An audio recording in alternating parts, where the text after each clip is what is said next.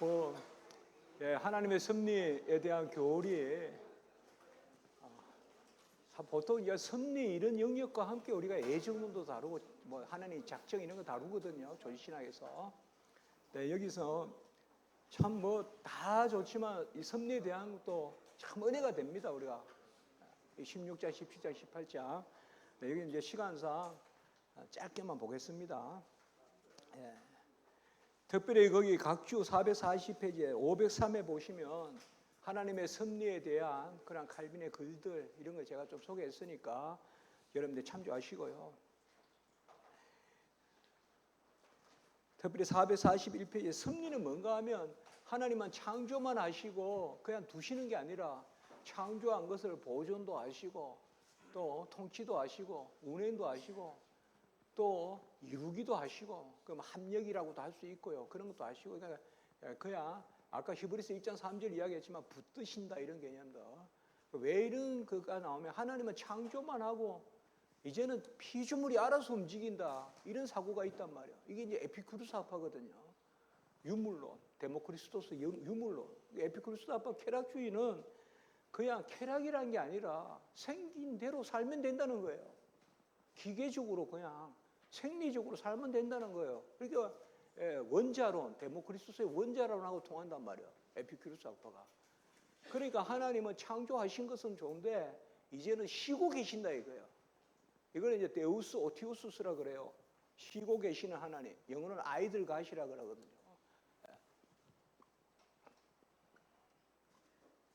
아이들 가. 여기에서 나온 게 이신론이에요. 이신론. 이신론이 뭔가 하면 하나님은 그야말로 이성적 질서에 따라 그냥 움직인다는 거예요. 이게 이제 산업혁명 때 가장 강하게 나온 거란 말이에요. 그 뉴턴의 법칙에 따라서 그냥 물이 아래로 떨어지는 거는 자연 법칙이지. 뭐 그게 하나님의 간섭이냐.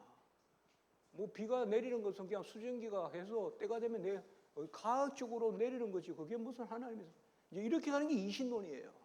이신론. 이성적으로 이해되는 이신론, 이치에 맞는 신. 그러니까 우리가 섭리론은 무조건 신학에 있어서 섭리론은 크게 두 가지예요. 두 가지 반대가 첫 번째는 에피큐르스 학파의 이 아이들각 개념, 쉬고 계신 하나님. 그 다음에 두 번째는 이제 모든 것은 운명적으로 다 정해졌다 이거예요. 그러니까 이제 지금 우리가 무슨 하나님의 뜻을 구하면서 기도하고 이럴 필요가 뭐가 있겠냐 하는 운명론적 접근.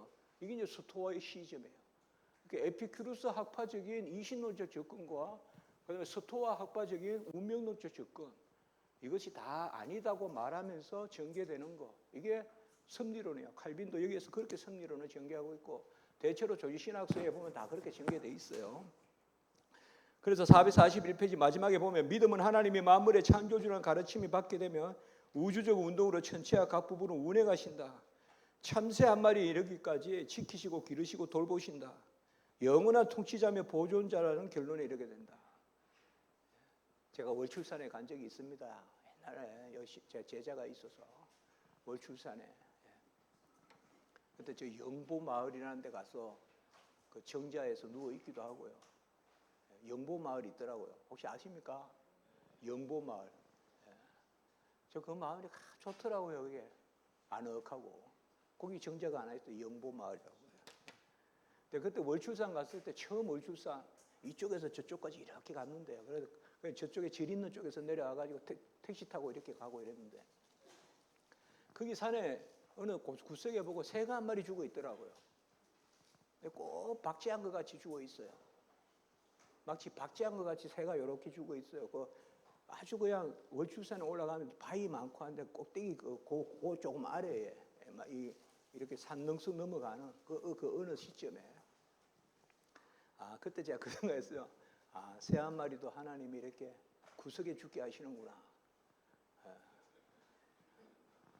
우리가 막 개구리가 막 진짜 여기 와가지고 죽고 이러면 얼마나 힘들겠어요.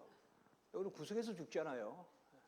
그러니까 구름대같이 날아다니는 새 한 마리 죽는 것도 하나님의 뜻이고 믿습니까? 빗방울 하나 떨어지는 것도 하나님의 뜻이고 이게 다 이제 섭리란 말이에요. 제가 신학교 들어오기 전에 그 생각을 해봤습니다. 비가 내리는데 모든 비 한 줄기 한 줄기 한 줄기가 하나님의 뜻에 따라 내리는 것 같더라고.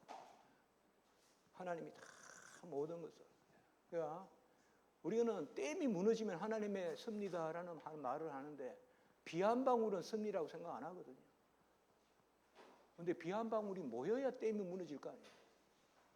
그래서 하나님의 섭리는 큰 일이든 작은 일이든 머리카락 하나도 세심받으시고 새 한 마리도 그냥 안 떨어뜨리신다. 저는 그 많은 새가 다 어디서 죽는지, 우리 우면산 뒤에도 까치가 그렇게 많은데 까치집은 또 한두 개 눈에 띄긴 한데 어디서 자는지, 하여튼 다 하나님의 뜻 가운데 지키시고 기르시고 돌보시고 영원한 통치자고 보존자, 이런 게 이제 섭리입니다. 그래서 442페이지에 첫째 줄 다윗이, 둘째 줄에 여호와의 말씀으로 하늘이 지음이 되고 만상을 이 기운으로 이루었다 할 때, 이거는 창조에도 해당할 수 있고요, 섭리에도 해당할 수 있고, 말씀, 이 기운, 이런 것도 말씀과 성령이라고 우리가 볼 수도 있고요, 뭐 주석이라는 것이. 그리고 밑에서 넷째 주 지난 제일 첫 번째 인용이라고 했던 우리가 그를 힘입어 살며 기동하며 있느니라, 계속 나오죠. 섭리, 그의 손. 밑에서 둘째 줄 부성적 호의, 마지막 특별한 돌보심. 그리고 443페이지에 둘째 문단 둘째 줄 하나님의 현존하시는 손, God's present hand. 하나님의 손이라는 개념이 섭리라고 했죠. 현존하는 손. 저 멀리 있는 게 아니라 지금 이곳에 있단 말이에요. 하나님의 손이 현존하시는 손. 자, 여기는 446페이지의 셋째 줄에 보시면 가장 유용한 교리다. 우리가 그건 맞잖아요. 하나님의 섭리를 믿는 사람과 믿지 않는 사람은 얼마 다르겠어요. 그냥 가장 유용한 교리가 섭리 교리다. 또 이렇게 이야기해요, 칼빈이. 4절에 가기 전에 바로 세 줄이에 하나님의 은밀한 계획에 의해서 이루어진다. 모든 것이 하나님의 계획에 있다. 그리고 마지막 줄 440절 열쇠의 보유자다. 하나님의 열쇠의 보유자. 그리고 448페이지 첫째 줄 참 좋은 말씀이에요. 하나님의 섭리는 그의 두 눈에 못지않게 두 손에 속한다. 보시기만 하는 분이 아니라 직접 만지시는 분이다. 손에 눈에만 있는 게 아니라, 하나님은 우리를 감시만 하는 게 아니라, 아까 우리 성령할 때 비르투스 에피카키아 했잖아요. 능력과 작용. 하나님은 끄트머리까지 간섭한다. 저 그렇게 기도 잘하거든요. 끄트머리까지 간섭한다. 끄트머리까지 간섭한다. 두 눈에 못지않게 두 손에 속한다. 그리고 449페이지에 마지막 문단에 둘째 줄에 또 한 번 나오죠. 첫째 줄에는 뭐야? 아버지와 지금까지 일하시니 나도 일한다. 삼위일체의 섭리죠. 성부, 성자, 성령이 함께 만물을 다스리시죠. 그리고 우리가 그를 힘입어 살며 기동하며 또 나오죠. 사도행전 제가 자주 나온다 했잖아요. 17장 28절. 그리고 그 밑에 능력의 말씀으로 만물을 붙드시며 하는, 붙드신다는 개념이 바로 섭리 개념이다. 451페이지에 둘째 문단 여섯째 줄 밑에 한 방울의 비도 하나님의 확실한 명령이 없이 떨어지지 않는다. 이 구절을 생각보다 많이 인용해요. 칼빈에 의하면 비 한 방울도 뭐 이런 식으로. 성경에도 나옵니다, 사실이. 그러니까 뭐 시편 140시편 이런 데도 보면 뭐 우박을 내리기도 하시고 우박을 녹여서 또 농업 용수로 사용하기도 하시고, 뭐 우박이 내릴 때는 되게 따갑지만 또 거기에 또 물이 되기도 하고, 그것도 하나의 섭리죠.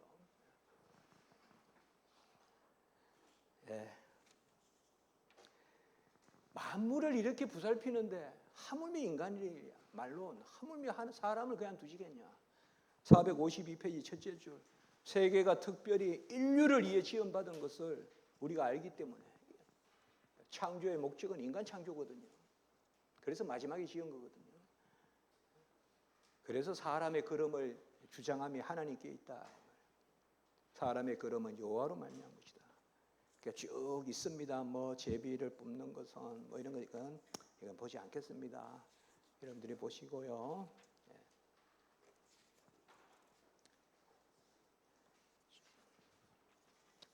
458페이지에 줄만 칩시다. 하나님의 섭리는 운명이나 우연도 아니며 필연도 아니다. 여기서 운명이나 우연, 필연을 오해하시면 안 됩니다. 우리 편에서 이렇게 생각하시면 돼요. 우리가 필연이라고 말하는 필연이 아니다 이 말이에요. 그래서 우리가 이렇게 말합니다. 하나님의 창조도 우리 쪽의 필연. 하나님 여기에 나무가 있어야 됩니다. 말할 수 없다는 거예요 우리가. 하나님 여기에는 왜 사막만 있습니까? 여기에 샘이 있어야 됩니다. 말할 수 없다는 거예요. 같이 할까요? 비필연적 창조, 비필연적 구속, 비필연적 계시.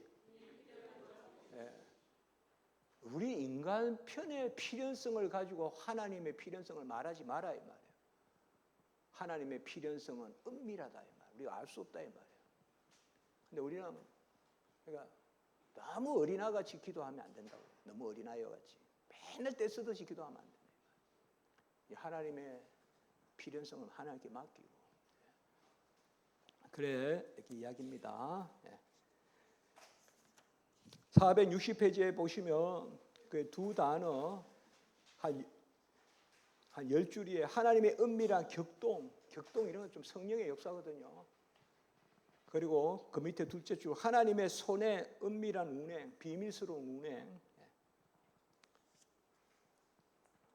그리고 밑에서 둘째 줄 그리스도의 뼈가 꺾임을 당하지 않고 이런 것도 섭리다 이거죠. 하나님의 십자가에. 자 17장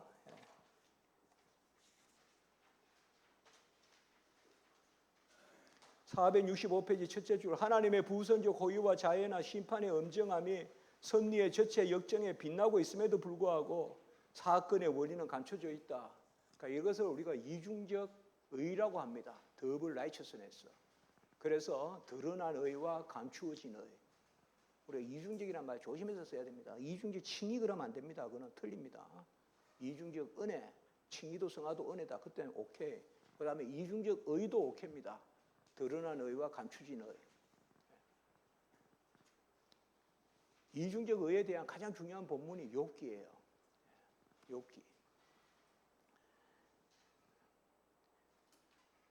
그래서 6절쯤입니다. 하나님은 언제나 자신의 계획에 대한 최고의 이유를 가지고 계신다. 라티오 옵티마, 최고의 리전, 이유.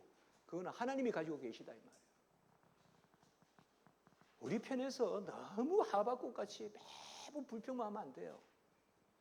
하박도 한 2번 기도하잖아요. 근데 뭐 일리가 있죠. 왜 의인은 이렇게 고난당하고 저 적군들은 흥황합니까?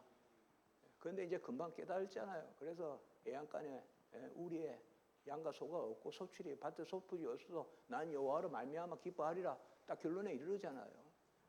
근데 시도 때도 없이 그냥 하나님의 섭리를 놓고 너무 대들듯이 기도하지 마세요. 그 아주 즐기듯이 그렇게 하면 안 돼요, 여러분들. 하나님 편에 맡겨요. 그리 아니하실지라도 하면서 하나님 편에 가야죠. 에고, 나, 하나님, 그리 아니하실지라도 하면서 하나님 편으로 가야죠. 그리 아니하실지라도 하면서 하나님 편으로 가야지. 자꾸 밤새 기도해서 내 편으로 끌어당기면 그건 중언부언이라 하는 거예요. 계속 내 주장 관철하려고 밤새 기도하는 거죠. 그래서 기도는 신념이 아니라 의뢰입니다.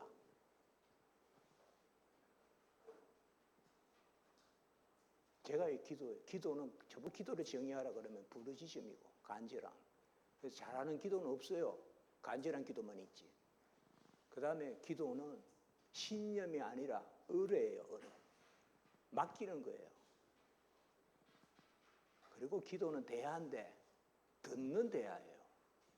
내가 말하는 대화가 아니라 하나님 앞에 말하려고 기도하는 거 아니에요. 들으려고 기도하는 거예요. 우리는 들을 말을 하는 거예요. 하나님께 들을 말을 한다고요. 들으려고 말하는 거다고요. 말하려고 말하는 게 아니라 하나님이 최고의 이유를 가지고 있어요. 그러니까 기도 잘한다 못한다 그런 게 어디 있어요.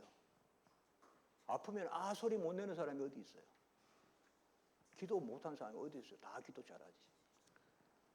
466 간절함이 없을 뿐이죠. 466의 6째 줄 밑에 그의 뜻이 모든 것에 가장 의로운 은인이다. 그의 뜻이 모든 것에 가장 의로운 은인이다. Best reason is his will. 최고의 원인은 그의 뜻이다 이 말이에요. 하나님의 뜻이다. Voluntas Dei. 하나님의 뜻. 자, 468페이지. 둘째 문단 셋째 주. 하나님은 우리가 열심을 다하여 율법을 묵상할 뿐만 아니라 은밀한 섭리를 정중하게 받아들인다. 말씀에 대한 아멘. 그리고 섭리에 대한 아멘. 그리고 469페이지에 둘째 문단 셋째 주. 그의 뜻이 우리에게 유일한 규범이고 더없이 의로운 은은이다. 그리고 세 줄 밑에 우리에게 숨겨져 있지만 모든 것이 올바르다. 드러나지 않는다고 그릇되다 하면 그렇게 맡겨야죠.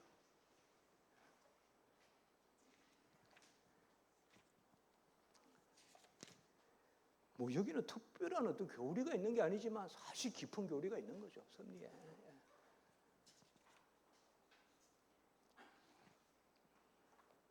특별히 476페이지에 둘째 문단 하나님의 고유한 섭리가 신자들의 구원에 특별히 우리 구원을 위한 섭리가 있다고요.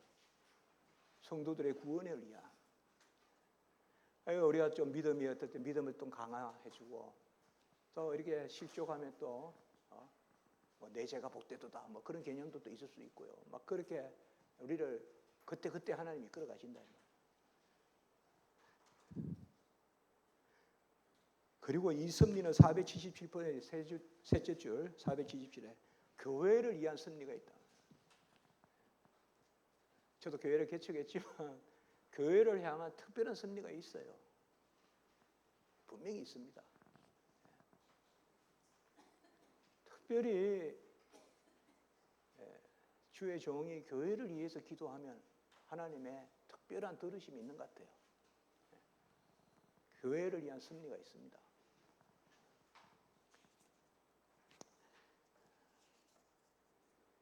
자, 이제 그 정도 보고요. 480페이지에 9절 밑에서 둘째 줄. 하부 원인들은 무시하진 않아요. 그러나 끝내 하나님의 최상의 원인으로 아까 했죠. 오티마 라치오. 최고의 하나님의 뜻에 따라 하나님의 원인에 따라 모든 일이 이루어집니다. 그러나 우리도 중간 원인으로 사용하시기도 합니다. 그러나 중간 원인에 따라서 하나님이 얽매이지는 않습니다.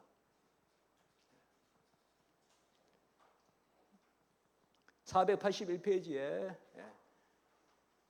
7째 줄 밑에 하나님이 자기의 선하심을 드러내는 손으로 사용하고자 원하신 사람들은 통해 은혜를 베푸시는 것이 하나님의 뜻으로 말미암은 것이다.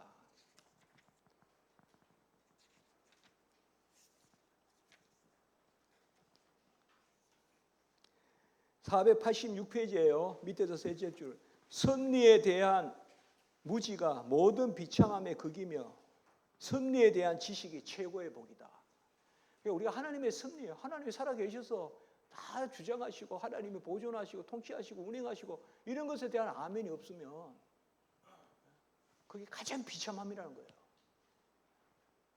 우리 뭐 기도하면서 시험 든다 그러잖아요. 하나님께 맡겨야 되는데 기도하면서 내 이성을 관철시키려고 하고 내 라치오, 내 논리대로 이끌어가서 기도를 이루려고 하고 그리고 내 표에 OX 해놓고는 기도 응답표 해놓고 내 마음대로 안 되면 X입니까? A가 사탕 사달라는데 어제도 이야기했지만 사탕 안 사주는 게 X입니까? 육신의 부모라도 자식이 이야기하면 헛듣지 않아요. 하물며 하늘에 계신 내 아버지 다 응답됩니다. 모든 기도는 다 들으십니다. 다 응답입니다. 뭐 내가 원하는 대로 돼서만 응답입니까? 하나님이 원하는 대로 돼야죠. 주님도 겟세마네에서 아버지 원대로 하옵소서 했는데 어찌 우리가 하나님께 내 원대로 하라고 하십니까?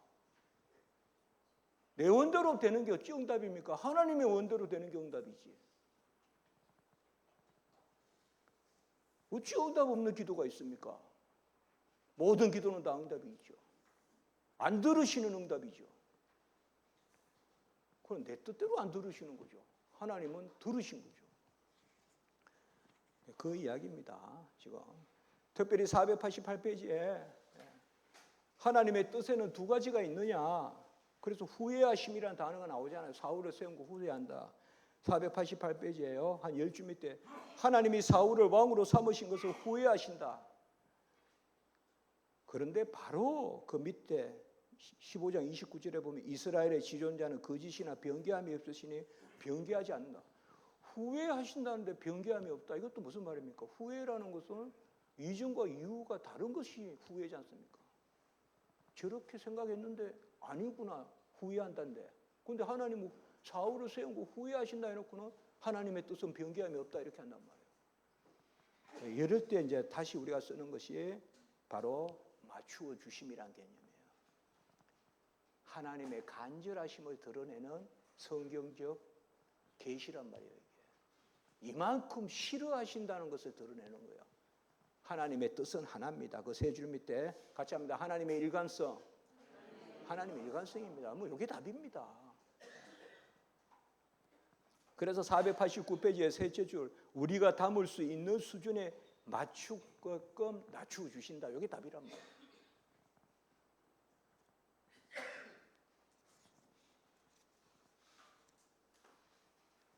(491페이지에) 한 12줄 밑에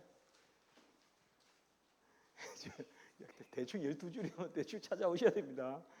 어떤 경우에도 자기의 뜻이나 말씀을 변경시키지 하시는 것이 아니라 영원한 규정이 수행되는 길을 닦으신다. 자, 18장 둘째 문단에 행하는 것과 허용하는 것 차이, 이걸 왜 허용적 작정이라고 그럽니다. 허용적 작정. 모든 것은 하나님의 작정입니다. 그러면 왜 제 악인을 그냥 놔두시느냐? 그건 방임이 아닙니다. 그것도 작정인데 그런 것을 우리가 허용적 작정이라고 합니다. 죄에 대한 허용적 작정. 죄에 대한 작정도 없는 게 아닙니다. 있습니다. 그런데 허용적 작정입니다. 죄에 대해서는 이렇게 말하면 됩니다. 같이 해볼까요? 적극적 작정도 아니고 단순 방임도 아닌 허용적 작정이다. 이렇게 이야기하면 됩니다. 답이 다 있어요. 이런 거는 뭐 이런 거 막 헷갈려요. 우리 학생들이. 넘어가면 돼요. 그런 거는 금방금방. 자, 496페이지에 8째 줄 밑에 사람들과 사탄이 어떤 선동을 일삼느냐도 그 열쇠를 쥐고 계신 분은 하나님이시다. 그 밑에 문단 보면 빌라도와 그의 병사들, 그 밑에 여호와의 손과 계획에 따라 작정한 것 외에는 아무것도 행하지 않는다. 저는 4대 악이라고 그래요. 4대 악. 안나스와 가야바와 헤롯과 빌라도 4대 악. 진짜 보면 역사를 보면 이 사람들 악덩어리들이거든요. 그 제사장이라 할 수 없을 만큼 참 악한 제사장들, 가야스, 안나스, 가야바, 안나스 가문. 근데 그 악한들을 사용해서 하나님이 창세전에 구원의 도를 이루시죠. 거기 왼쪽에 적으세요. 십자가의 섭리. 나치가 예수를 죽인 사람은 우리가 죽여야 된다 그러면서 유대인을 죽이잖아요. 그건 하나님의 섭리를 잘못 알고 있는 거예요. 악인이라도 사용하셔서 하나님의 뜻을 이루셨다 하는 선에서 그것을 하나님의 섭리로 받아들여야죠. 프로비덴치아 크루키스. 같이 합시다. 십자가의 섭리. 십자가의 섭리란 말이에요. 이게. 누가 십자가의 섭리를 생각했겠어요? 누가 그런 죽음을, 극악한 죽음을 당하시고 그 수치를 당하시고 빠음을 당하시고 우리의 죄를 사하시는 선한 일을 이루실 거라고 생각했냔 말이에요. 그 악한 사람들을 들어서. 십자가에 섭니다 이 말입니다. 자, 그리고 500페이지 보시면 501페이지에 보시면요. 밑에서 한 6째 줄 밑에 저는 이 말씀 좋아합니다. 제 책상에 이게 적혀 있습니다. 하나님을 기쁘시게 하는 바 그대로 되었더라. 욥기에 나옵니다. 욥기 1장 21절. 라틴어로 시쿠테오 프라큐움, 이타 팍투메스트.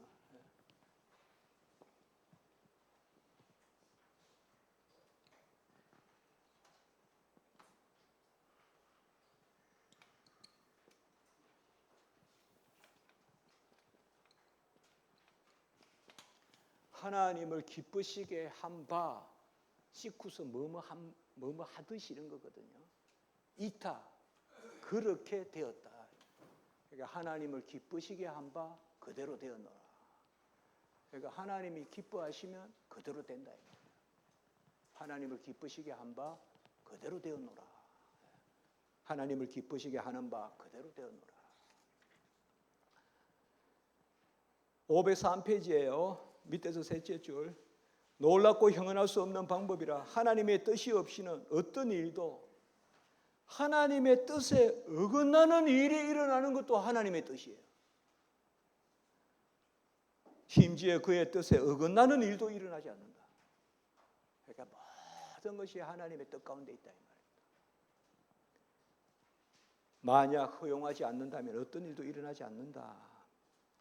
4절에 504페이지에 5째 줄 밑에 여기에는 하나님의 뜻이 교훈과 무모하게 혼돈되어 있다. 이건 이렇게 생각하는데요. 아까 후회하신다는 말씀이 있었잖아요. 왜 그런 표현을 썼을까? 하나님이 어떻게 후회하십니까? 우리 인간도 아주 모진 사람은 후회 이런 말 안 써요. 잘못했다 말도 안 하고. 근데 하나님이 어떻게 후회하십니까? 우리를 가르치기 위한 것이다 이 말이에요. 같이 합니다. 교훈을 이해하신 거. 그러니까 교훈과 하나님의 뜻을 무모하게 혼돈하지 말란 말이에요. 교훈하시는 말씀을 가지고 뜻이 두 개라고 생각하지 말란 말이에요. 우리를 가르치려고 하시는 말씀이란 말이에요. 가르치려고 그렇게 절실하게 말씀하셨다 이 말이에요. 그리고 507페이지에 밑에서 넷째 줄. 가르침을 받을 만한 유순한 마음 기억나십니까? 도킬리타스 가르칠 만함 나왔잖아요. 이게 1근의 끝이에요. 자, 이제 2근 보겠습니다, 여러분들. 뭐 박수까지 칠 건 없고요. 2근 보겠습니다, 2근. 1근이 생각보다 너무 많이 걸렸습니다, 사실.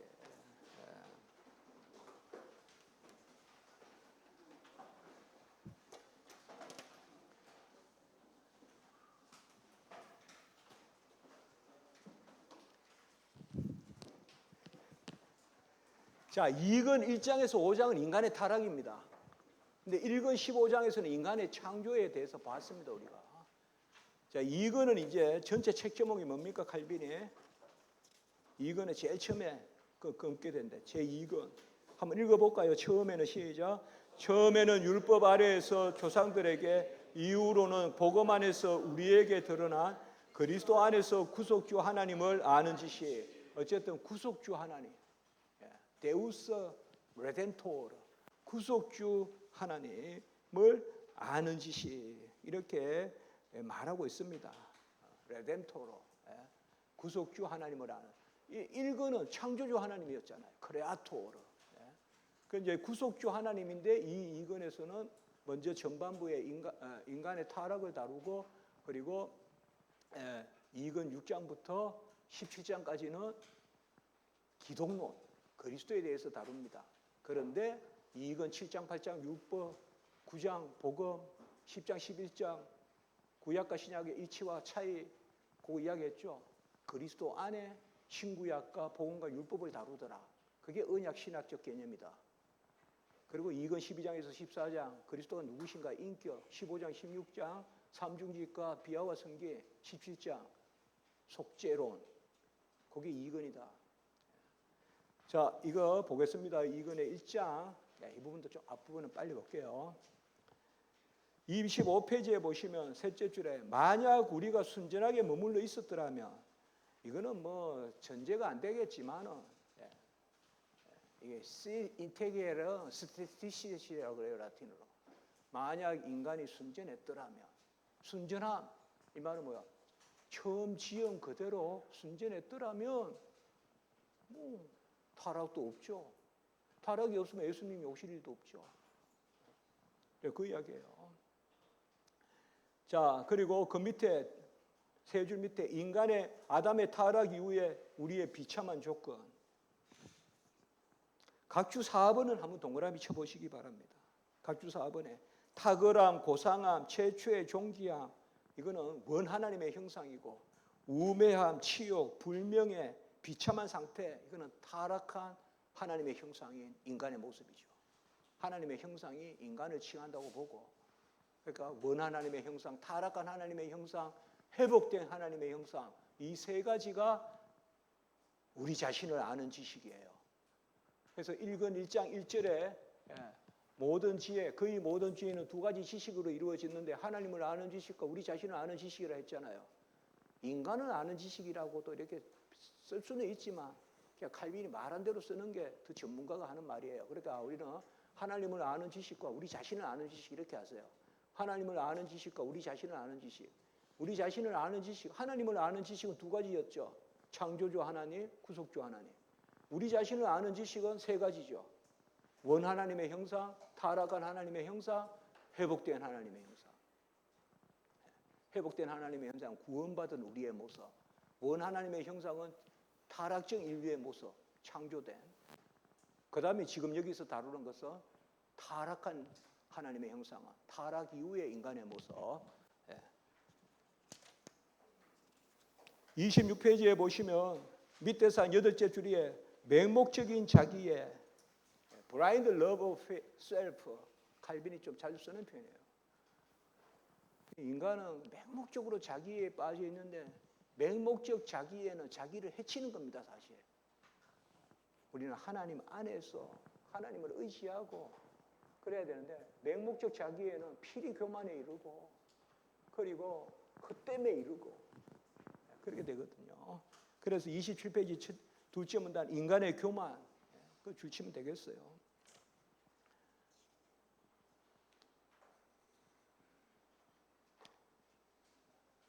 28페이지 마지막 줄 보세요. 첫째, 사람은 자기가 창조된 목적과 자기에게 부여된 범상치 않은 은사들에 대해서 깊이 수고해야 된다. 이거는 원 하나님의 형상에 대한 숙고를 하자 이 말이에요. 인간이 얼마나, 하나님이 인간을 얼마나 순전하게 잘 지었냐 이 말이에요. 그리고 둘째, 사람은 자기들의 재능들에 대해서, 아니 재능의 결핍에 대해서 이렇게 강조를 했습니다. 우리 인간이 얼마나 비참하게 되었는가를 또한 같이 묵상하자 이 말이에요. 이 두 개가 같이 있어야 안 되겠어요, 여러분들? 얼마나 하나님이 우리를 잘 지으셨는데 우리가 지금 이 모양이냐, 이렇게 두 가지를 생각할 때 우리의 모습이 보이죠. 그리고 여기서 말하지 않지만 거듭난 우리는 이제 세 번째까지 같이 생각해야죠. 그런 가운데서 구원받은 우리는 또 얼마나 대단한가, 이렇게 돼야 되겠죠. 이 세 가지 우리 자신을 아는 지식이 있어야, 온전해야 감사가 있고 은혜가 있겠죠. 4절 셋째 줄, 둘째 줄, 전 인류를 불사하는 하나님의 무서운 응징을 초래한 아담의 타락. 30페이지 첫째 줄, 나무가 있게 된 것은 아담의 순종을 시험하고 기꺼이, 이 기꺼이란 말이 중요한 단어예요. 볼룽테라는 건데 라틴어로 인격적 순종을 이야기한단 말이에요. 하나님의 명령 아래에 있으며 그것에 따르고 있음을 증명하기 위하여. 그 밑에 문단, 그래서 그 밑에 줄에 아담의 믿음을 시험하고 훈련하는 작용인데요. 그 밑에 둘째 줄, 교만이 모든 악의 시작이고, 그 밑에 문단 셋째 줄, 불순종이 파멸의 시작이다. 그리고 밑에서 셋째 줄, 불충, 마지막 줄, 배은, 망덕, 야심, 전부 이런 단어들이 다 묶여 있어요. 이게 타락과 함께. 불충, 배은, 망덕, 야심, 교만, 불순종. 이것도 각주 20번 여러분들이 치고 나중에 정리해서 제가 이름표를 해놨단 말이에요. 이렇게 필요한 단어들을 각주에는 주격으로 써놨어요. 제가 주격으로. 여러분들 나중에 이런 단어들 활용하시라고요. 정확한 용어로 쓰시라고요.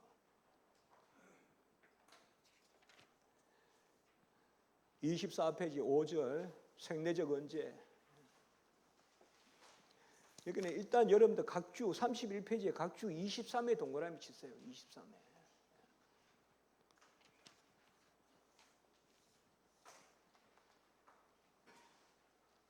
이게 죄의 정가. 정가가 있으려면 언약이 있어야 돼요. 언약이 있어야 머리가 있어요. 언약, 머리, 정가 이렇게 되는 거예요.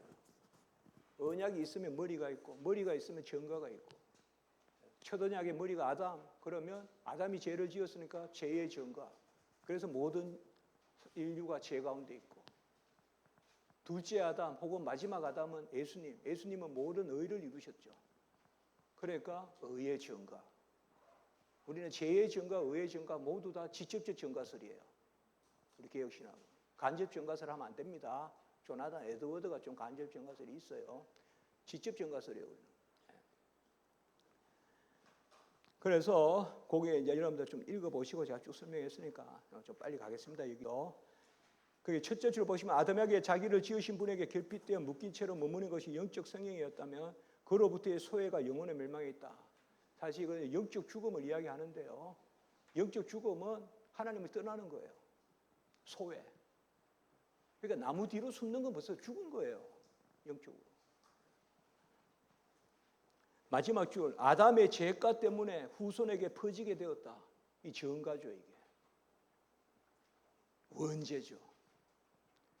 그래서 그 세 줄 밑에 네 줄 밑에 물려받은 오염이며 원죄라고 불렀다.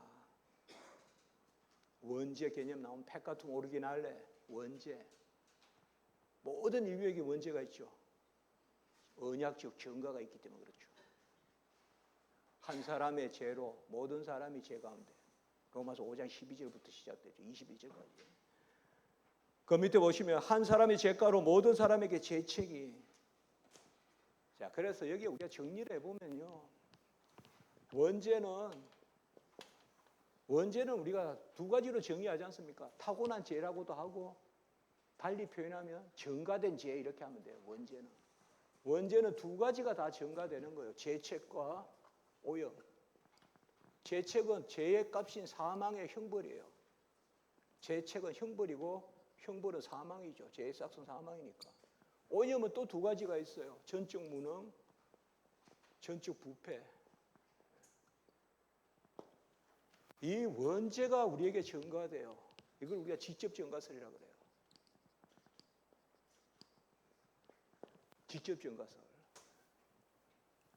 우리는 타고나면서 벌써 사망 가운데 타고나는 거다 이 말이에요.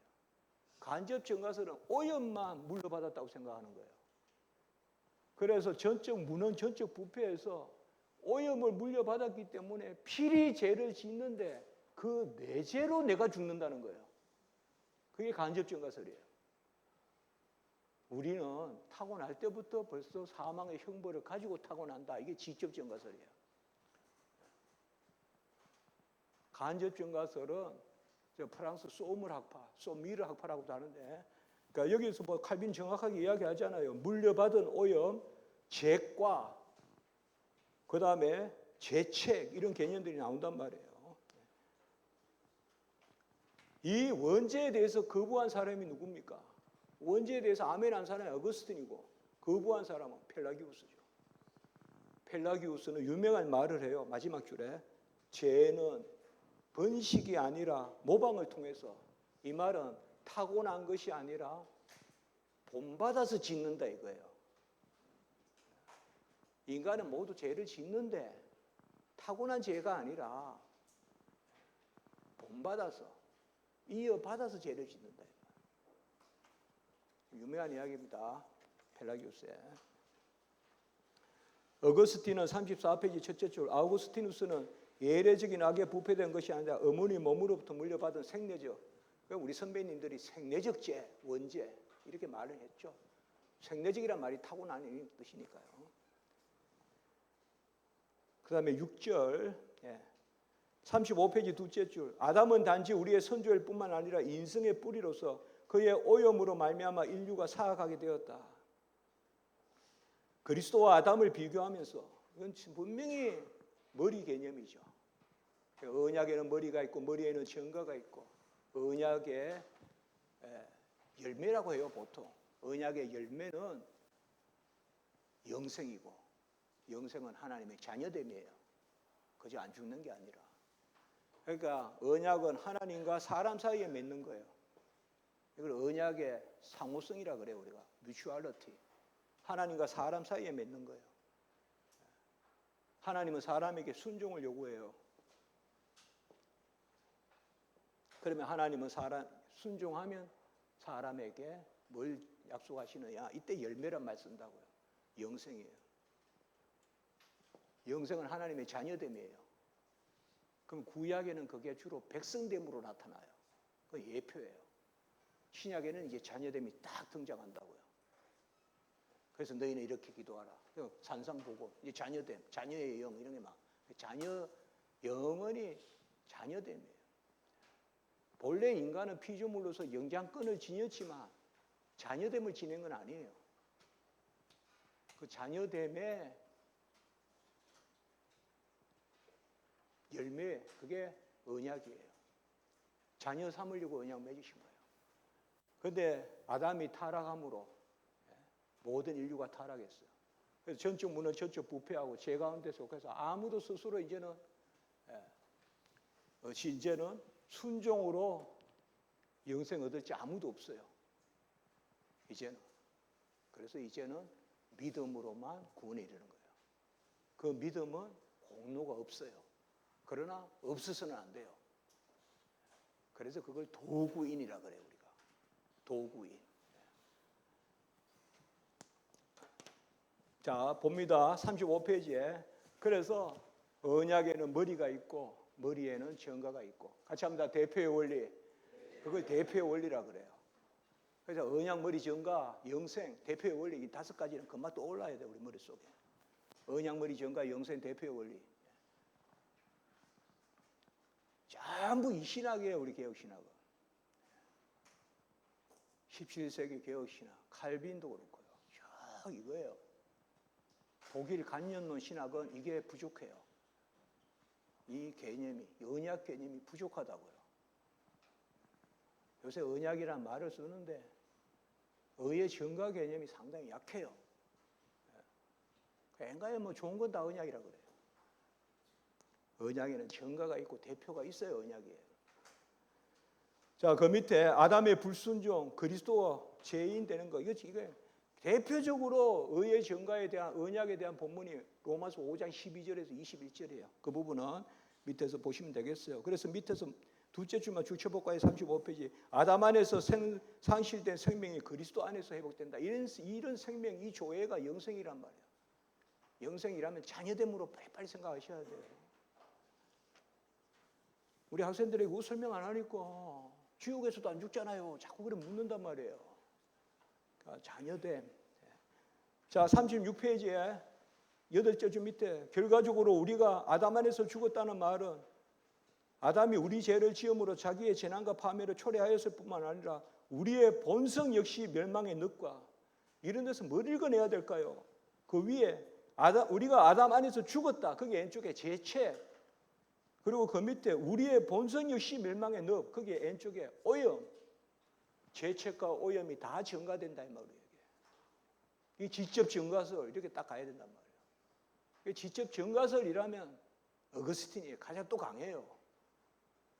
그 우리 제 기독로 책 같은 데 길게 썼다고요. 제가요. 속죄로는 한 60페이지 썼다고요. 그러니까 보시면 됩니다. 자, 그래서 그 밑에 보시면 둘째 줄 본질상 진노의 자녀였더니 본질상 진노의 자녀다. 이게 이제 본질상이란 말은 이거 또 타고난 죄의 원죄예요. 그 진노라는 개념 2가지예요. 죄책과 오염. 자, 7절 37페이지에 6째 줄 밑에 아담이 여호와께서 받았던 선물들을 잃어버렸을 때 이거 원 하나님의 형상의 상실이에요. 이게 원 하나님의 형상의 상실했을 때 그 상실은 자신의 뿐만 아니라 모두에게 일어났다. 이때 쓰는 말 같이 합시다. 언약적 증가. 언약적 증가란 말이에요. 언약머리 증가 영생 대표의 원리 아까 얘기했잖아요. 여기도 각주 39도 동그라미 쳐보세요. 여러분. 꼭 좀 읽어보세요. 좀 읽어보세요. 언약 이런 거 요새 논의 많이 하시는데 꼭 좀 읽어보시면 좋아요. 이게 우리가 답이 다 있어요. 자, 38페이지에 둘째 문단에 그냥 한 6째 줄 밑에 지니자마자 상실하여 하나님의 형상의 상실이에요. 자기의 후손들도 그 선물을 상실하게 된다. 그런데 우리에게 좀 남아있지 않습니까? 일반 은총적 영역은 남아있어요. 그래서 일반 은총을 우리가 억제적 은총이라고 그래요. 가죽옥전도 크게 보면 그거란 말이에요. 그러니까 하나님의 자녀가 됨에 있어서의 은혜, 그거는 없단 말이에요. 그런 형상은, 원하는 형상은. 그래서 밑에서 둘째 줄 38페이지 죄책은 본성으로부터 나오나 성화는 초자연적인 은총으로부터 나온다. 이때 죄책은 본성에서 나온다. 이것은 타락한 본성입니다. 타락한 본성으로부터 죄책이 나온다. 그리고 39페이지에 둘째 문단 원죄는 옛날에 어떤 분이 칼빈은 원죄 교리가 없대요. 원죄는 뭡니까? 여기 원죄라고 쓴 적이 없대요. 학회 같은 데 가서 이렇게 말하면 참 힘들어요. 원죄라고 몇 번 이야기하잖아요, 칼빈이. 어제도 이야기했죠. 칼빈이 언제 로마 교황을 적그리스도라고 했냐 이 말이에요. 기독교 강요 4권 4장에서부터 7장까지 계속 이야기했거든요. 그게 또 기독신문에 막 나와요, 또 그게. 그래서 우리끼리 이야기인데 교회에 등록카드 받기 전에 기독교 강요를 한번 읽히는 게 어떤가. 그렇게 하지 마세요, 여러분들. 근데 좀 이렇게 간혹은 막 설교한단 말이에요, 우리 목사님들께서. 근데 정작 성도를 탓하는 게 아니고, 우리 아침에도 이야기했잖아요. 성도가 왜 못 알아듣느냐? 우리가 안 가르쳤으니까. 그 생각을 하는데요. 그리고 원죄란 말이 왜 없습니까? 근데 원죄는 왜 원죄입니까? 증가잖아요. 그러니까 머리 개념이 있잖아요. 언약 개념이 있잖아요. 언약이 있어야 증가가 있다니까요. 그래서 천사는 한 천사가 타락해서 모든 천사가 타락한 게 아니라니까요. 각각 타락이라니까요, 천사는. 사람은 성경에도 나오고 칼빈도 이야기했잖아요. 근데 옛날에는 각주 같은데 칼빈에는 원죄교리 없음 이렇게 나와요. 어떻게 읽고 있는 거예요? 그죠? 원죄는 우리 본성이 지닌 물려받은 사악함과 오염, 사악함과 오염, 영혼의 모든 부분에 퍼져 있고 성한 곳이 한 곳도 없다 이 말이에요. 다만 일반 은총적 개념으로는 남아있다 이 말이에요. 그러봤자 어제로 다시 돌아가서 성강이 남아있는데 특별 은총이 없으면 끄트리고 죽는다 이거죠. 그렇게 연결되는 거죠 이제. 그 다음으로 성경이 육체의 일이라고 부르는 것들을 우리 안에 산출한다 이 말이에요. 40페이지에 둘째 줄 아담이 우리에게 책임을 지었다고 일컫는 것은 우리 모두가 그의 범법으로 말미암아 저주의 옷을 입게 되었음을 의미한다. 아담으로부터 우리에게 떨어진 것은 형벌만이 아니라 죄책이라고 적읍시다. 스며든 전염병, 오염이라고 적읍시다. 직접 전가설이란 말이에요. 칼빈은. 죄책과 오염. 이 역시 마땅히 형벌을 받아야 한다. 마지막 줄 유아들도 어머니의 모태로부터 저주를 몸에 지니게 된다. 이런 것이 바로 또 유아 세례의 근거죠. 그래 각주 여러분들 52, 53, 54, 55는 동그라미 치고 다음에 읽어보시면 도움이 되겠습니다. 그리고 41페이지의 둘째 줄 이러한 사악함이 우리 안에 그치지 않고 불타는 하루가 화염과 성강을 쏟아내고 물이 우물로부터 쉼없이 용수점 치듯이 끊임없이 새로운 열매들. 이런 건 제가 보장합니다, 여러분들. 이런 번역 아까도 말씀했잖아요. 한자도 안 빠지고 번역했습니다. 이게 칼빈의 표현법이거든요. 사악함이 우리 안에 그치지 않고 불타는 하루, 아까도 불길과 같이 물길과 같이 쏟는다 했잖아요. 불타는 하루가 화염과 성강을 쏟아내고 물이 우물로부터 쉼없이 용수점 치듯이 끊임없이 새로운 열매들, 육체의 일에 속한 것을 산출해낸다. 원죄는 우리 안에 마땅히 거해야 할 언어의 상실이다 정의하는데, 이때 언어의 상실이라고 할 때 의의를 초자연적인 의라고 이야기하고 덧붙여진 의라고 하면 로마 캐톨릭이란 말이에요. 이제 한번 제가 설명할게요. 우리가 인간론 알면서 이거를 이제 모르면 아무것도 설명이 안 되거든요.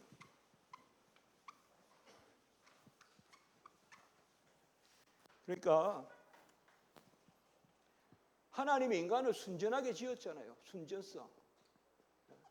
근데 인간이 전적으로 타락했죠. 전적 타락이니까 전적 은혜죠. 우리 직선적인 신앙이에요. 공간이 없어요. 전부 은혜예요. 전적 타락이고 전적 은혜예요, 우리는. 우리는 본래 인간을 순전하게 지었다. 이걸 우리가 형상이고 모양이라 그래요. 모양이라고 표현했지만 굳이 안 써도 돼요. 형상과 모양이라고 표현해도 형상이라 그러면 돼요. 이마고 데이, 이미지 오브 갓. 하나님의 형상을 상실했다 이렇게 하면 돼요. 이게 우리의 입장이에요. 그런데 로마 캐톨릭은 반펠라기우스라 그러는데 이게 이제 오시안더, 로마 캐톨릭,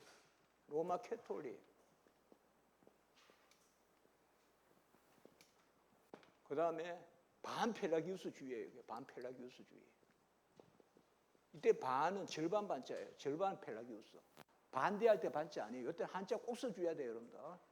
한자 꼭 써줘야 되는 그 경우가 언젠가 하면 반아리우스주의, 절반 아리우스주의란 말이에요. 한자 안 써주면 보통 반대라고 생각한단 말이에요.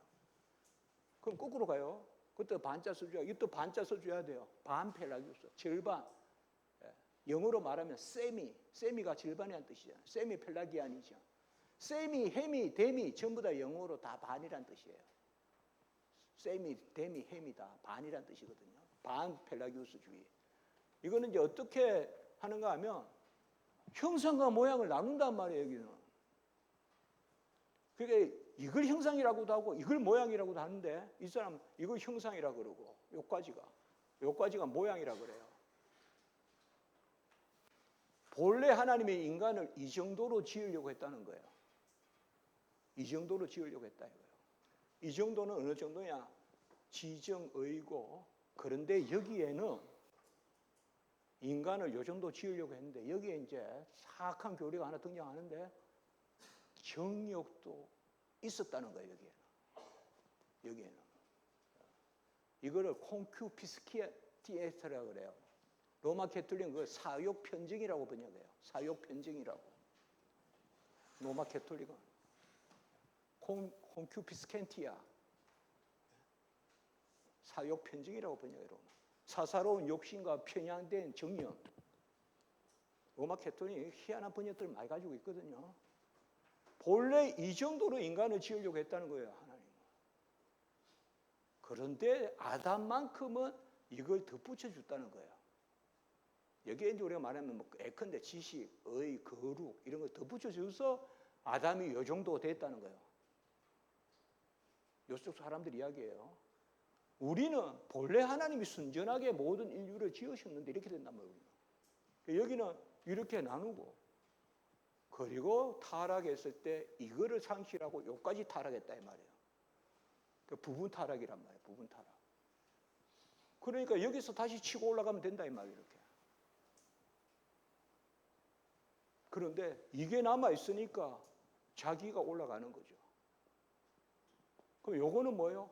예수님의 공로다 이 말이에요. 그래서 여기가 칭인데 이거는 벌써 내게 있으니까 칭이라 안 그러고 의화라고 한단 말이에요. 로마 캐톨릭. 우리가 말하는 칭인가 여기는 의화예요. 의한데 의하되는 요점에서 영세를 준단 말이에요. 영세를 주는데 그 영세도 의미가 뭐야? 사제의 공로가 주입돼야 돼요. 그게 사제의 축성이라 그래요. 콘세크라치오라 그래요. 그래서 사제의 축성이 있어야 돼요. 여기 보세요. 칭의 단계에서 이 사람은 칭의를 안 그래요. 벌써 신인 합력설이에요. 여기는 의롭다 함도 하나님과 사람의 합력이 있는데 엄격하게 보세요. 같이 합시다. 인신 합력설. 인간이 먼저 하고 신이 돕는 거예요, 사실은. 말이 좋아 신인 합력설이지 인신 합력설이라고요. 그러면 그 다음부터는 뭐예요? 로마 캐톨릭은 이제는 자기가 뜻대로 사는 거예요. 여기서 유명한 교리가 나와요. 로마 캐톨릭에 파켄티부스 고드 인세스트 데우스 논 데네가 그라치아메라는 교리가 있어요. 하나님은 자기 자질대로 행한 자에게 은혜를 거부하지 못한다, 부인하지 못한다는 교리가 있어요. 특별히 중세 말의 교리예요. 그럼 하나님은 그냥 계산기만 두드리는 분이에요. 자기 자질대로 행한 사람에게 은혜를 거부하지 못한다 이 말이에요. 그 파켄티부스, 그 고드 인세게스트 교리라 그래요. 아, 그래도 좀 뭔가 도와줘야 안 되겠습니까? 아무리 영세를 받았더라도 사제가 도와주는 거예요. 여기는 그리스도 어디 가고 없어요. 사제가 도와준다고요. 사제가 고해 성사 받아주고 정 모자라면 죽은 성인들 공로라도 갖다가 도와주고 면접으로 팔아주고 그거라고 이게. 이 이야기예요 지금. 여기는 이 모양을 이 사람들은 뭐라고 하느냐. 이제 요 교리예요. 이거 모르면 다 틀려요. 우리 학생들 물어보면 요걸 초자연적인 은사라고 한단 말이에요. 초자연적인 은사라고 요거를 로마 캐톨릭은 원의라고 한다고요. 처음에 요거를 원의라고 한다고요. 요거를. 그래서 원의의 상실, 로마 캐톨릭이 말하는 원의의 상실은 초자연적인 은사고 여기에 그 유명한 도누스 프라디툼 덧붙여진 은사 교리라고 얘기해요. 덧붙여진 은사라고 얘기해요. 이걸 상실했다는 거거든요. 그러니까 이거 남아있는 거죠. 그러면 우리는 뭐예요? 우리는 이거 전체 다가 자연적인 은사란 말이에요. 이 용어 오해하시면 안 돼요. 자연 생각하면 안 돼요. 처음에 이것을 다 은혜의 선물로 주셨다 이 말이에요. 그런데 이걸 우리는 다 상실한 거죠.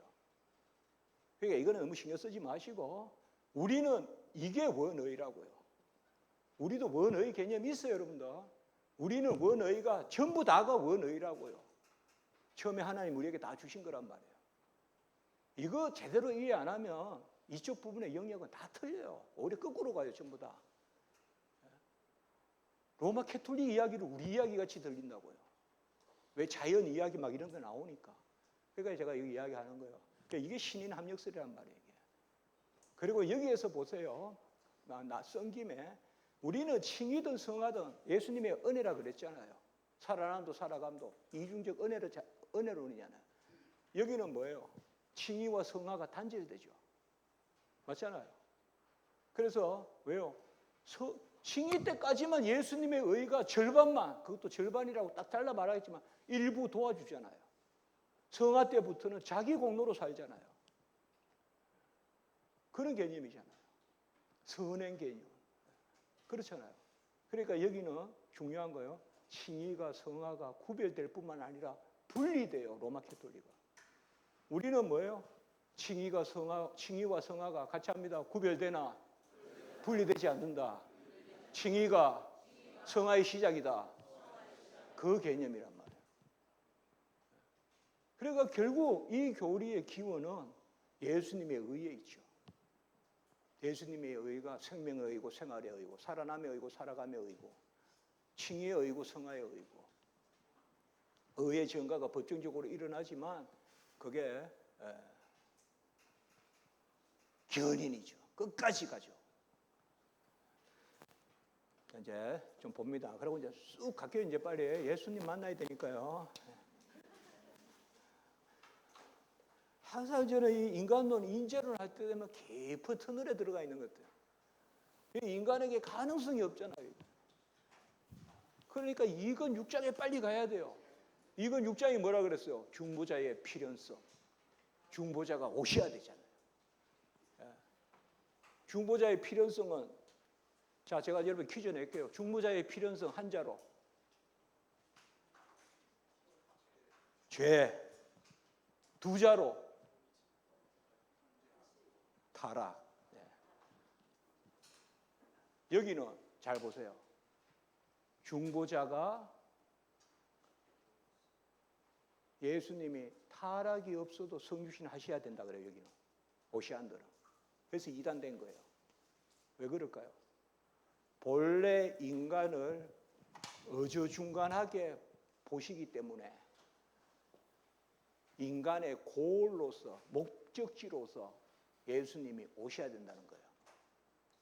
그래서 오시안드는 유명한 논문을 하나 써요. 이단이에요. 죄가 타락이 없어도 성육신 하셨을까? 그래서 성육신 하셨다 해서 여기는 정제된 거예요. 저도 기독론 서철원 교수님 수업 들었는데 서철원 교수님 기독론 강의 안에 보면 딱 나와 있잖아요. 성육신의 필연성, 타락. 우리는 뭐예요?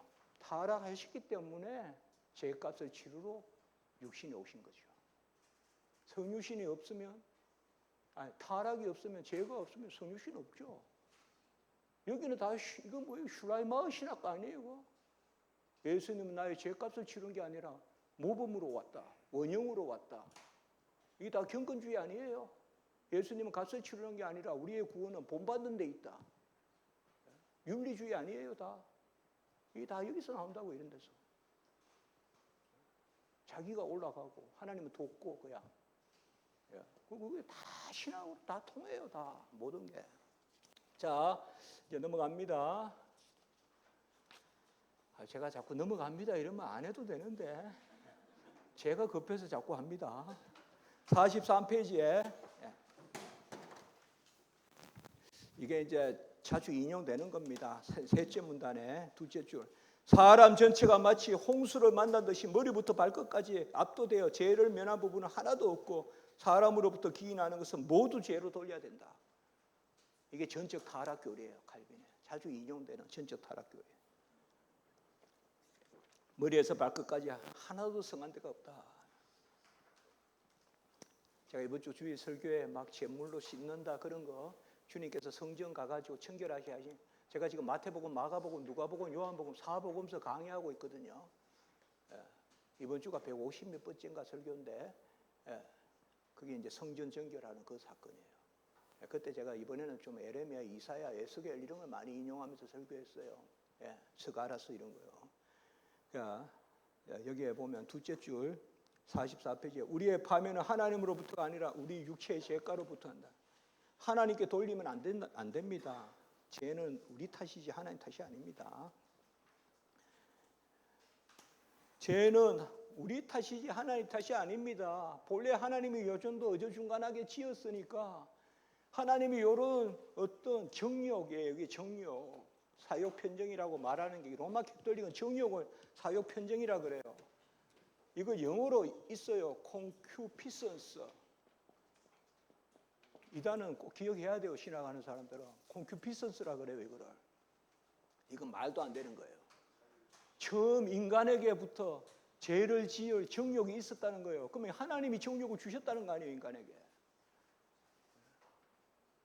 이렇게 되면 뭐예요? 죄의 탓은 하나님이죠. 이러면. 우리는 아니란 말이에요. 하나님은 인간을 순전하게 지었다.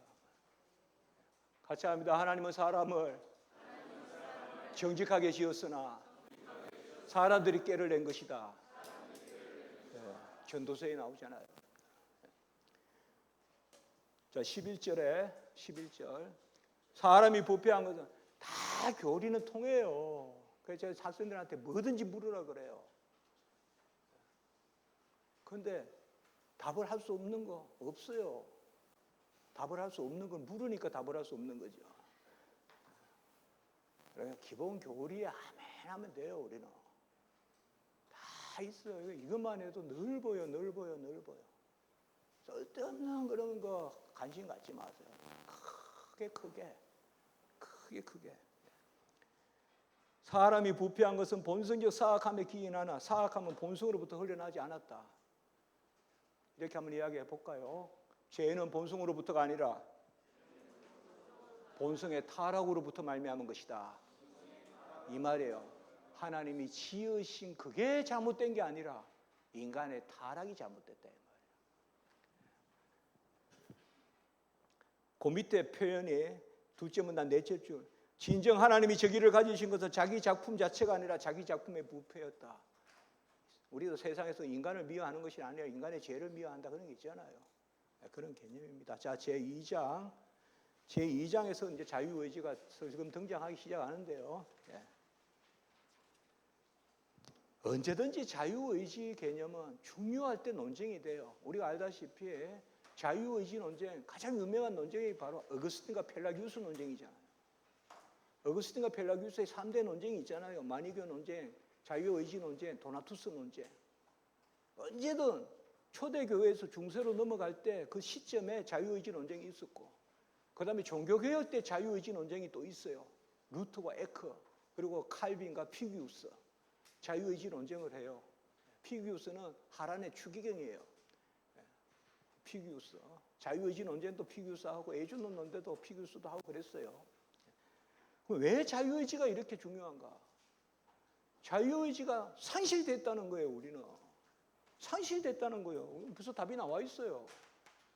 그런데 자유의지가 산실 안 됐다고 자꾸 이야기하는 거예요. 펠라기우스주의자들, 반펠라기우스주의자들이.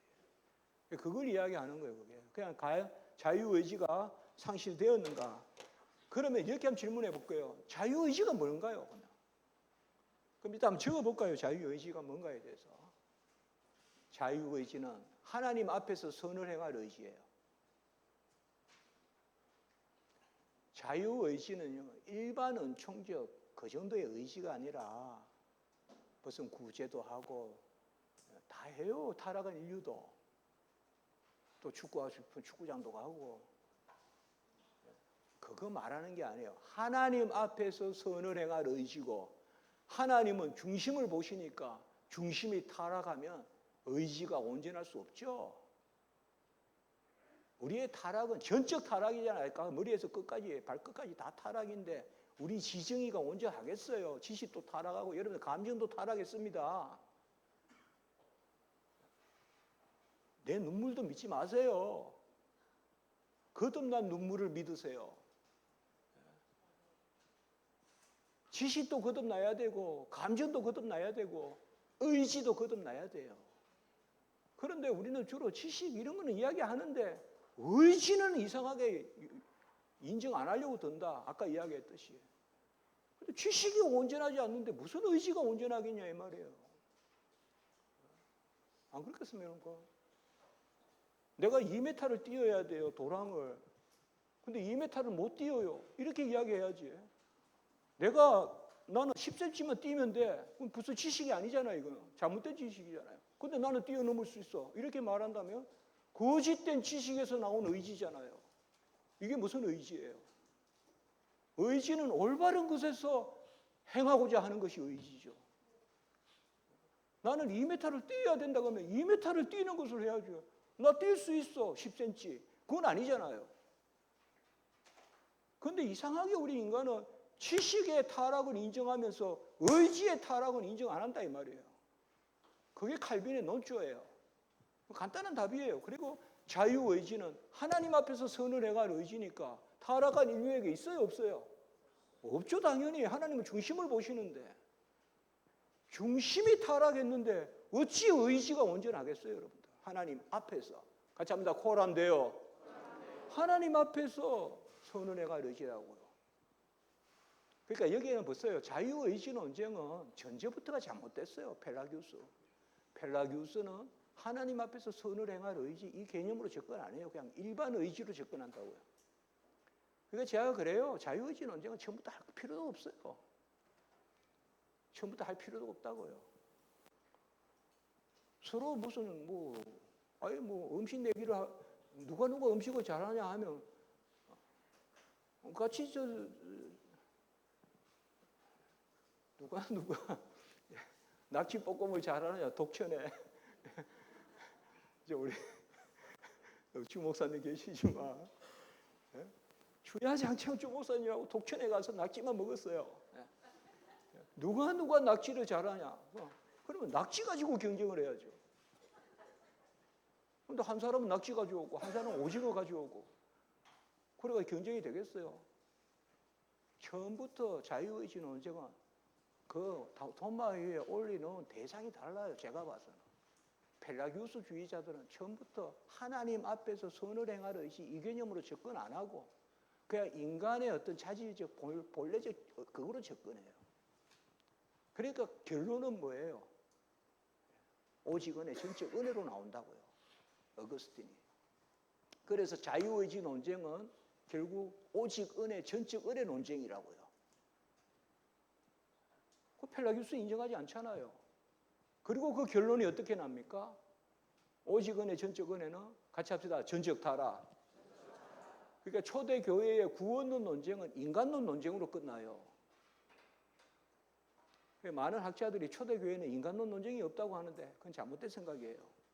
인간론 논쟁이 있어요.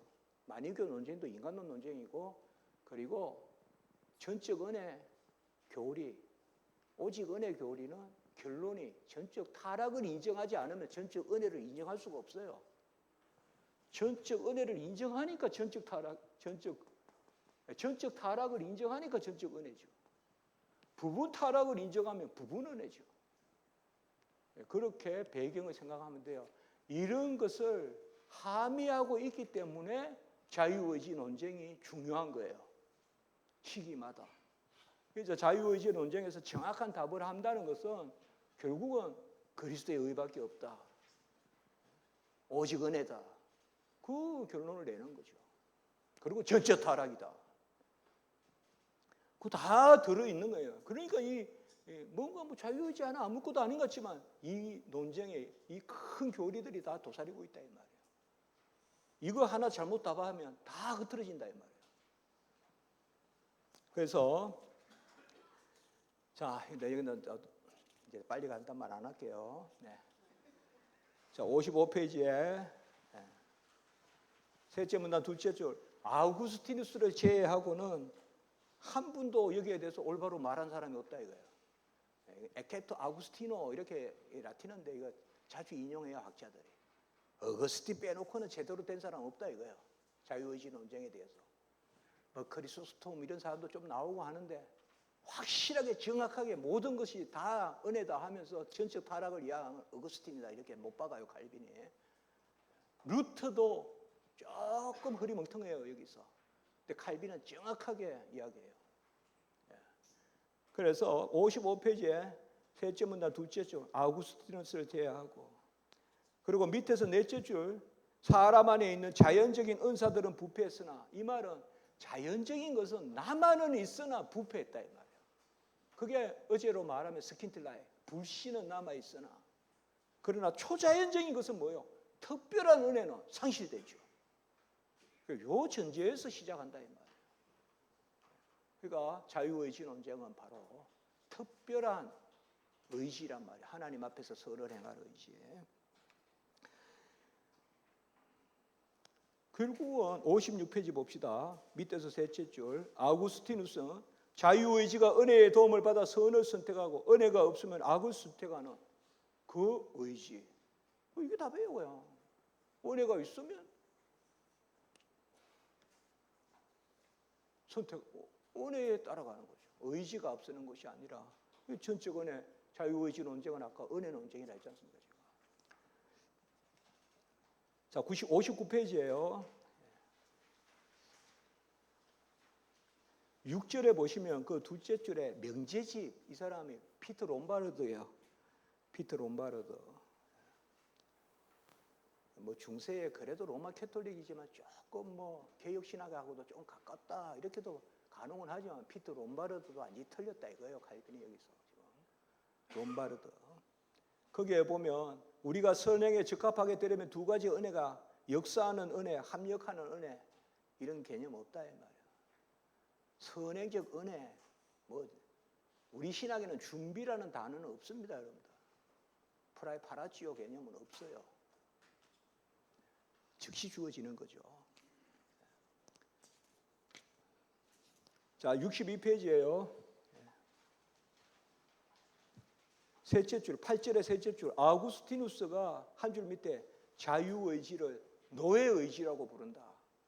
타락한 인류는 일반 은총에 있어서는 교통질서도 지키고, 예?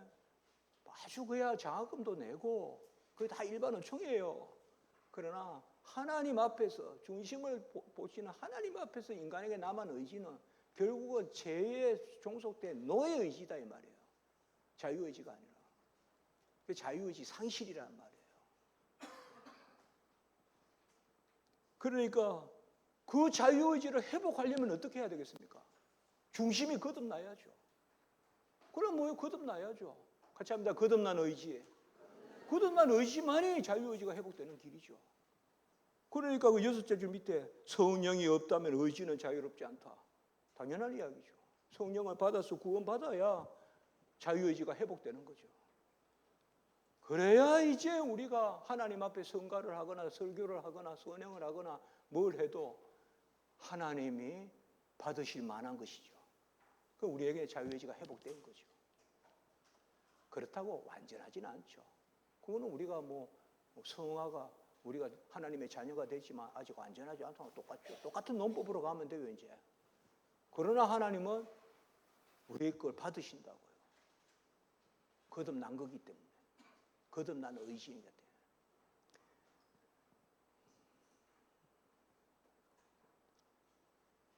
마지막 줄만 볼까요? 어거스틴의 말은 하나님의 은혜가 자유롭게 하지 않은 것은 자유롭지 않다. 은혜가 자유롭게 했기 때문에 은혜롭다 이 말입니다. 63페이지도 둘째 문나 셋째 줄 자유의지가 자유를 잃고 노예가 된 모든 은인이 죄다. 죄 때문에 자유의지가 상실됐다. 그리고 한 줄 밑에 자유의지를 다시 구성하려면 뭐가 필요하다? 은혜가 필요하다. 은혜가 없는 곳에 자유의지가 없다. 뭐 당연한 이야기 아닙니까? 그래 우리가 감사한 거예요. 우린 자유롭단 말이에요.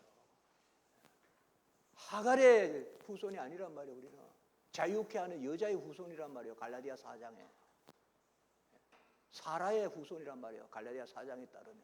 그래서 5장 그 자유는 막 사는 게 아니라 사랑으로서 역사하는 믿음.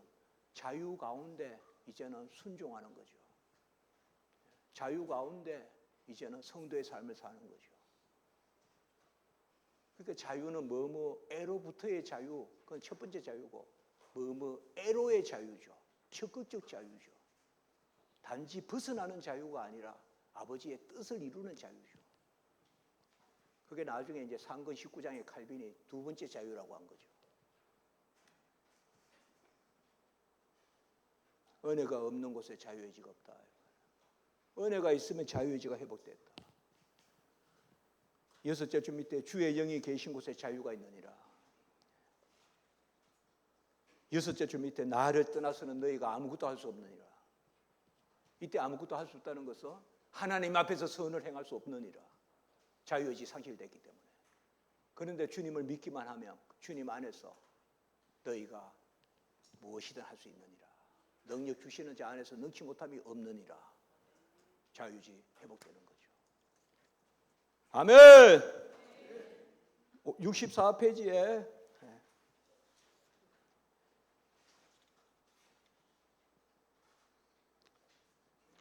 자 이제 68페이지에 갑니다. 칼빈의 이야기입니다. 첫째, 모든 철학의 근본은 겸손이라고 크리소스토톰이 이야기했습니다. 초대교부에. 그런데 아우구스티누스는 뭐라고 했는가 하면 어느 수사학자의 운변 가운데 첫 번째가 뭐냐? 하술이다. 두 번째도 하술, 세 번째도. 운변가는 첫 번째도 하술이고 말하는 기술, 두 번째도 하술, 세 번째도 하술. 그런데 만약 기독교의 교훈에 대해서 묻는다면 어거스틴 이야기입니다. 첫 번째도 겸손이요, 두 번째도 겸손이요, 세 번째도 겸손이다. 여기서 왜 갑자기 겸손이 나올까요? 모든 게 은혜니까.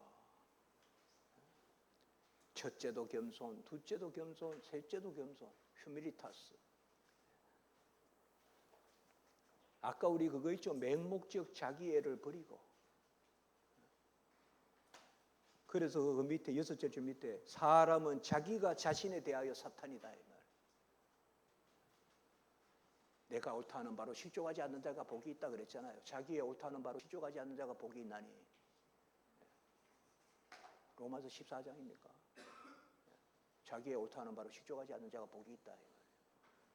내가 나에게 사탄이다. 우리는 급하면 자꾸 물에 빠지면 이렇게 나만 봐요. 급하면 옆에 줄을 잡아야 되는데 물에 빠지면요 이렇게 하면 나를 보다가 죽는다고요. 내가 사탄이라고. 그런 표현이에요. 은혜를 구하면 되잖아요. 은혜를 구하면. 그 생각 안 해요. 막 이렇게 한다고요. 그러다 쏙 빠지가 들어간다고요. 막 이렇게. 그때 이렇게 해야 돼요.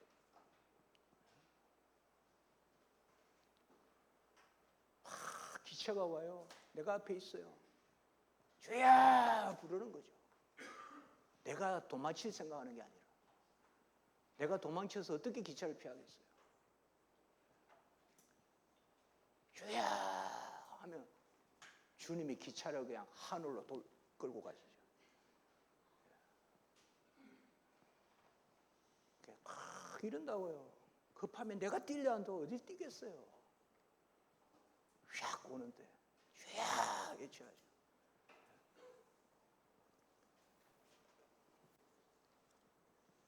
69페이지 12절에 세 줄이에 가면 눈이 멀어 자기 자신을 마땅한 수준보다 더 높게 여기는 사람에게 자기애와 야망이라는 병, 필아우티아, 자기애, 헬라어로, 라틴어로 아까 그냥 아모르수이, 자기애. 진짜 자기를 사랑하는 사람은 자기를 하나님께 맡기는 자인 줄 믿습니다. 자기 부인하는 자가 자기 사랑하는 자예요. 나를 부인하고 십자가를 지고 나를 따를 것이니라. 자기 부인하는 자가 자기 인정하는 자예요. 나 인정한다고 꼭 붙들고 있는 자는 나 부인하는 자예요. 사실 은혜의 세계에서는, 자연의 세계에서는 안 그렇겠지만 은혜의 세계에서는 나를 부인해야 나를 인정하는 거예요. 하나님 앞에서. 그게 파멸의 길을 벗어나는 겁니다. 자, 12절.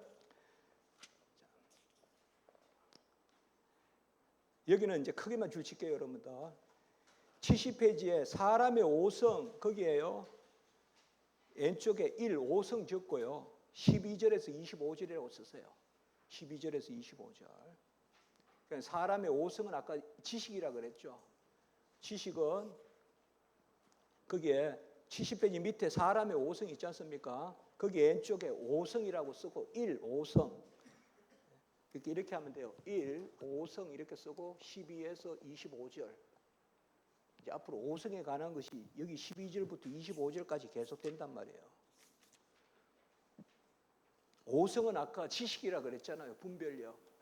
그러면 타락한 인류의 5성은 어떨까요? 분별력이 어떻게 될까요? 여기에 보면 72페이지 봅시다. 72페이지에 밑에서 둘째 줄. 첫째 부류에 관해서 이거는 첫째 부류는 여기에 왼쪽에 지상의 사안들이라고 적었어요. 지상의 사안들. 이거는 주로 일반 어촌적 영역이에요. 지상의 사안들.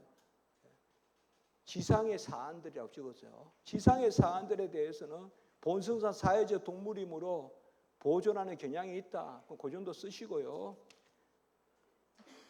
지상의 사안들에 관해서는 74페이지에 예술 이런 거 쭉 나오죠. 거기에 일반 은총이라고 적었어요. 지상의 것은 일반 은총적 은혜로 남겨두셨는데 그것도 사실 대단한 거예요. 지상의 은총에. 그러니까 우리가 뭐 학교 가가지고 공부 잘하는 친구도 있고 뭐 음악도 잘하고 시도 잘 쓰고 있잖아요. 군데. 그거 다 일반 은총이잖아요. 교회 다니는 사람만 수석하는 거 아니잖아요. 그거 일반 은총이란 말이에요. 일반 은총이에요. 그런 거는 지상의 것들은 일반 은총으로 남겨두셨어요. 그런데 이것도 그냥 쭉 넘어갑니다만은 79페이지 가보세요. 이제 18절에 거기에는 이 천상의 사안들, 이거는 이제 특별한 하나님의 은혜에 관한 사안들, 이것에 대해서는 이제 줄쳐야 돼요. 우리가 하나님의 나라와 그 영적 통찰, 이거는 천상적 사안들에 관한 거예요. 그거에 관해서 이 통찰은 세 가지가 있는데, 둘째 줄, 첫째 하나님을 아는 것, 1. 하나님을 아는 것, 2. 우리의 구원이 자리하고 있는 우리를 위하여 베풀어 주시는 하나님의 부성적 호의를 아는 것. 자, 1은 뭔가 하면 하나님의 계심을 아는 것, 하나님의 속성을 아는 것. 2는 하나님의 은혜를 아는 것.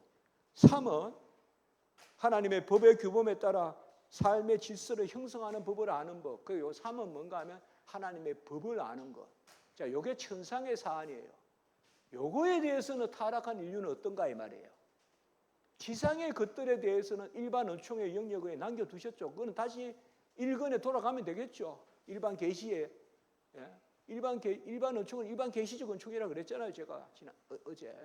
그거 다시 돌아가면 돼요. 성강은 남겨두셨으나 그것만으로는 안 된다. 이렇게 되는 거 돌아가면 돼요. 다시 변명치 못한다.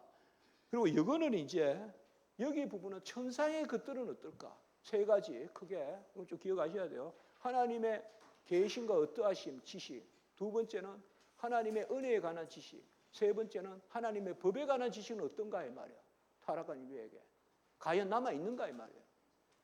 칼빈은 유명한 이야기를 해요. 그 다음 80페이지 봅시다. 처음 두 가지에 있어서, 처음 두 가지는 뭐예요? 하나님의 계신과 어떠하심, 그리고 하나님의 은혜에 관해서, 특별히 두 번째에 관해서는 두더지보다 더 눈이 멀다 이 말이에요. 이거는 사실상 상실이란 말이에요.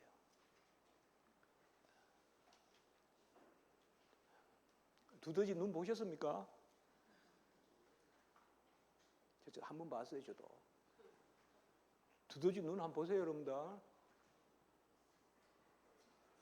그 점이 하나 찍혀 있어요. 그야. 두더지보다 눈물다 이 말이에요. 처음에 두 가지에 의해서. 그리고 그 밑에 문단에 잠시 번개가 치면, 여기 칼빈이 사용하는 표현이에요.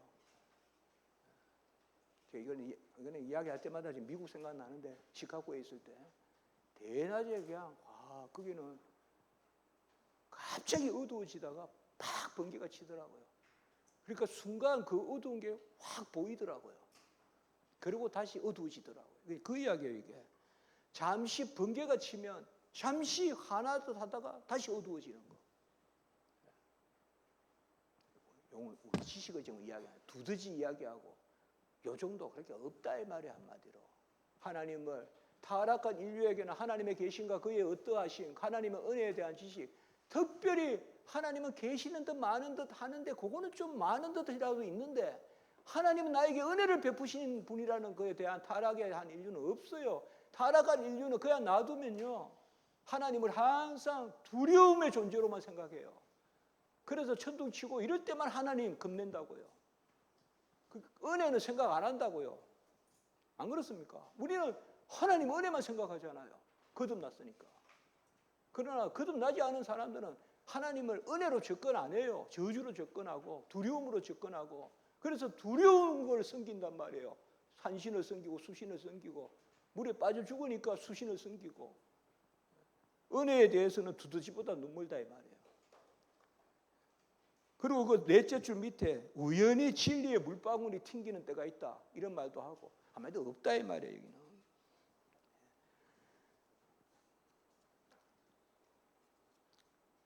자, 그러면 이것도 넘어가서 세 번째 게 있었잖아요. 금방 뭐였죠? 하나님의 법에 대해서는 어떨까 이 말이에요. 그러면 요거는 이제 두 단계로 나눠야 돼요. 십계명을 비추어서 1에서 4계명은 하나님 사랑의 계명이죠. 경건의 계명이라고도 해요. 우리가 예배의 계명이라고도 하고, 그 부수법이 의식법이에요. 이거에 대해서는 눈 멀었어요. 이건 아무도 몰라요. 타락한 인류는. 그러나 둘째 돌판에 관하여, 자 85페이지 마지막 줄 봅시다. 우리의 삶을 올바르게 규율하는 규범을 아는 것이 있다. 86페이지 첫째 행위의 의에 대한 지식이고, 둘째 문단의 넷째 줄 뭐가 나오죠? 양심. 그리고 또 다섯째 줄 밑에 뭐가 나오죠? 내추럴 로, 자연법. 이거는 둘째 돌판에 관해서는 이 정도로 남겨두셨다 이 말이에요. 하나님의 법에 관해서도 안 믿는 사람들에게도. 그렇지 않습니까? 우리 5계명 부모 공경하라는 거 교회 안 다닌다고 부모 공경 안 하고 안 그렇잖아요. 모든 사람들에게 부모 공경에 그게 있잖아요. 6계명 살인하지 말라는 거 어제도 말씀드렸지만 막 안 죽이잖아요. 우리 교회 안 다닌다고 막 죽입니까? 그러니까 도둑질하지 마라, 간음하지 말라, 거짓 증거하지 말라. 그 다음에 뭐요? 제10계명 탐심 갖지 말라. 둘째 돌판에 관해서는 바로 공유하는 정도로 두셨다 이 말이에요. 그런데 그것조차도 마지막 문단 봅시다. 86페이지에 자연법의 목적은 이게 줄 딱 쳐야 돼요. 뭐죠? 핑계하지 못하게 하는 데 있다. 이런 것은 무슨 설이라고 했습니까? 제가 절충설이라고 했죠. 자, 여기에 각주 189의 동그라미 치우세요.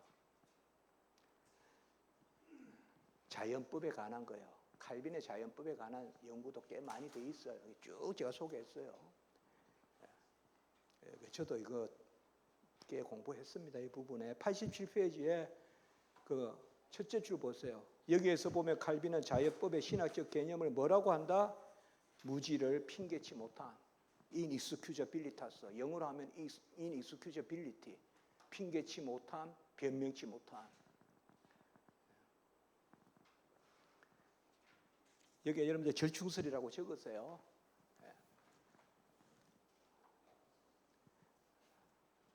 우리는 일반 계시를 없다 하지 않아요. 그러나 일반 계시로 구원에 이를 수는 없어요. 그게 절충설이란 말이에요. 마찬가지요. 자연법도 양심, 자연법 이런 것도 하나님 사랑의 계명은 자연법으로 안 돼요. 누구나 너는 나 외에 다른 신을 내게 두지 말라. 일반 사람도 가지고 있습니까? 그 생각을? 제1계명? 없잖아요. 그러나 5에서 10계명 말이에요. 정확하게 알아야 돼요. 자, 그럼 이렇게 한번 분류해 볼까요? 자, 타락한 인류는 지식에 있어서 지상의 것들은 일반 은총적으로 남겨두셨고 천상의 것들은 세 가지가 있는데 첫째는 하나님의 존재와 속성, 두 번째는 하나님의 은혜. 이거에 대해서는 둘 다 눈물었고 번개치듯이 그냥 없어졌고 그건 그렇고 세 번째는 하나님의 법을 아는 지식인데 그것은 제 둘째 돌판 이른바 사람 사랑의 계명에 관해서는 우리 안에 핑계치 못할 정도로 남겨두셨다. 여기 답이란 말이에요. 그렇게 답하면 돼요. 자, 그리고 우리가 아까